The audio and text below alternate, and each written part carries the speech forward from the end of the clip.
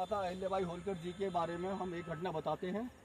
वो कितनी न्यायप्रिय थी। ठीक है, उनका पुत्र मालेराव जो थे, उनसे एक बार क्या हुआ, वो रथ लेके जा रहे थे, अपने शासन में रथ लेके जा रहे थे, तो एक गाय और उनका बछड़ा उनके रथ के आसपास घूम रहा था और उनको पता था कि ये बछड़ा रथ के नीचे आ सकता है, तभी उन्होंने ध्यान नहीं दिया और इस कारण वो बछड़ा मर गया उनके रथ से। जब ये रानी अहिल्याबाई होलकर जी को ये बात पता चली तो उन्होंने अपने पुत्रवधू से जाके पूछा कि ये बताओ कि एक माता के सामने उसका बच्चा अगर ख़त्म हो जाएगा तो उसको क्या दंड देना चाहिए। तो उनकी पुत्रवधू ने बोला कि उसको मृत्युदंड देना चाहिए। फिर उन रानी ने, अहिल्याबाई होलकर जी ने अपने सेनापतियों को ऑर्डर दिया कि मेरे पुत्र को जाओ और रथ से ख़त्म कर दो, लेकिन कोई भी तैयार नहीं हुआ। तो खुद रानी अहिल्याबाई होलकर जी ने खुद गई वहाँ पर और रथ तैयार किया और अपने पुत्र को रथ के नीचे आगे लिटा दिया और रथ हाँकने लगी।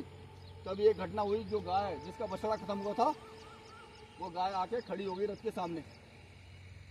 जब रथ के सामने खड़ी हो, कई बार कोशिश करी उन्होंने, लेकिन तब भी गाय नहीं हटी। तो उन्होंने पंडितों से पूछा कि ये क्या चक्कर है, ये गाय क्यों नहीं हट रही है।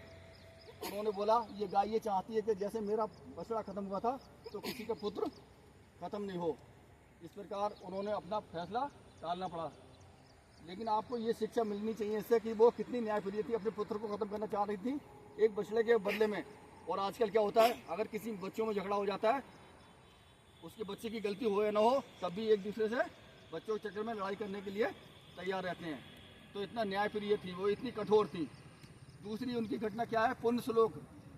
पुण्य श्लोक बोला जाता है। पुण्य श्लोक इतिहास में सिर्फ 3 लोगों को बोला जाता है, महाराजा युधिष्ठिर, राजा नल और तीसरी ये लोकमाता अहिल्याबाई होलकर जी के बारे में बोला जाता है। पुण्य श्लोक जो एक न्यायप्रिय शासक हो, धर्म के लिए काम करे, ठीक है, उसको पुण्य श्लोक बोला जाता है। तो हमने आपको ये जानकारी बताई। जानकारी अच्छी लगी?